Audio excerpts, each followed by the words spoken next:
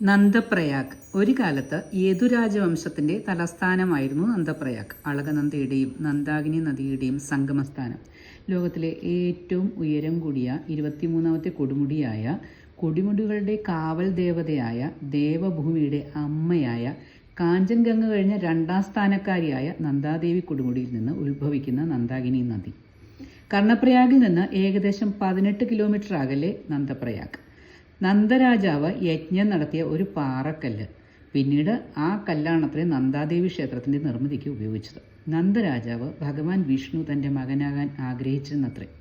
പക്ഷെ ഭാഗ്യം ലഭിച്ചത് ദേവകിക്കും വസുദേവർക്കും. പക്ഷെ പിന്നീട് നന്ദരാജാവിൻ്റെ ആഗ്രഹം നടന്നു. കുഞ്ഞ് കൃഷ്ണൻ ജനിച്ചതും എത്തപ്പെട്ടത് നന്ദരാജാവിലേക്ക്. അങ്ങനെ യശോദാദേവി വളർത്തമ്മയും നന്ദഗോപർ വളർത്തച്ഛനുമായി.